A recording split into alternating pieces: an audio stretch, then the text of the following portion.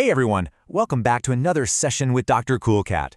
I'm part of the team, and I am so excited for this one, because today we are going to tackle the single biggest mistake people make on the GED extended response essay. So if you've ever felt just stuck on that part of the test, this explainer is absolutely for you. And this right here, this is it. This is the whole ball game. The number one reason people lose points is that they see two different texts, and their first instinct is to just summarize what each one says. But that's not the game they want you to play. Today, we're going to completely fix that approach for good. So what does this trap actually look like in the wild? Let's break it down so you can spot it a mile away. Okay, so imagine you see this on the test. On one hand, text A gives you hard numbers, actual data from an official city report. On the other hand, text B gives you a personal, relatable story. The prompt asks a really simple question. Which passage is better supported? Now, a super common response looks something like this.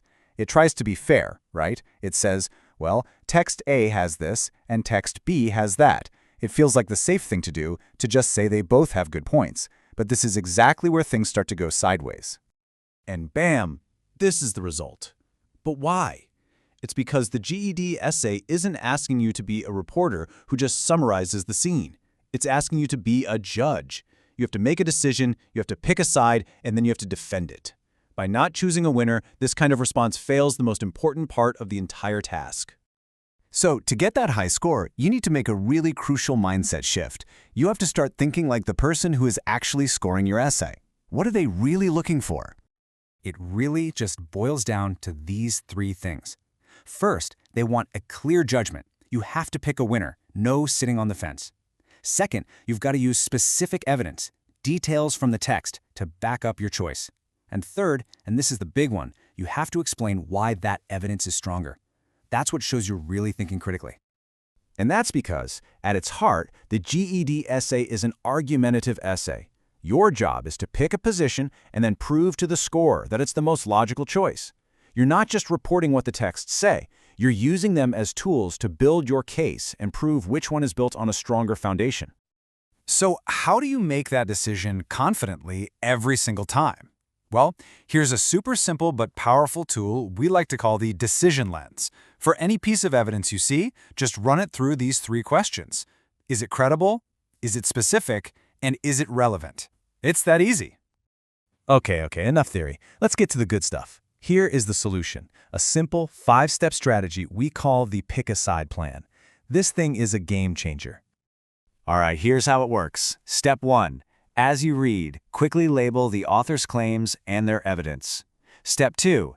Use that decision lens we just talked about to judge the quality of that evidence. Step 3. Make your call. Decide which text has the stronger proof. Step 4. Write a single thesis sentence that states your choice and your reasons why. And finally, Step 5. Build your paragraphs around that powerful thesis. And for that all-important Step 4, this template right here is your secret weapon. Text A is better supported because, and then you just plug in your reasons. This frame forces you to make a clear choice and state your logic right up front, which is exactly what the scorers are looking for. So let's put this plan into action. We're going to apply it to our original example and just watch how it completely transforms the response. You know, when we use our decision lens, the right choice becomes incredibly obvious. For credibility, we've got an official report versus a personal story. No contest. For specificity, text A uses hard numbers, a 15% drop, a 9% rise, while text B is super vague with always late. And for relevance, we're comparing citywide data to one person's single experience. The winner here is crystal clear. And that brings us to the most crucial point of all. On the GED essay, hard evidence will always, and I mean always, beat a personal story or what we call an anecdote. Things like statistics, official reports, and research studies, that's what wins arguments. Personal opinions and one-off stories just don't have the same power. And just look at this transformation. The wrong move is wishy-washy, it's non-committal, but the right move, it's decisive, it's specific, and it uses our awesome thesis frame. It picks a side, text A, and gives clear, logical reasons why its evidence is way better. Now that is a high-scoring thesis. Okay, you've seen the plan, you've seen the mindset. Now it's your turn to get in the driver's seat and be the scorer. So, are you ready to make the call? Let's do this. Take a look at this prompt. Text A is bringing out the big guns, a peer-reviewed study of 2,000 people. Text B, it's citing a blog and calling air filters a fad. Go ahead and run these two sources through that pick-a-side plan in your head right now. All right, using that thesis frame we just covered, I want you to write your one-sentence thesis statement. Decide which text is better supported and tell us why. Go ahead and pause this explainer, type out your sentence, and drop it in the comments below. We seriously want to see you make your argument. Awesome job. That's really the entire secret to this whole thing.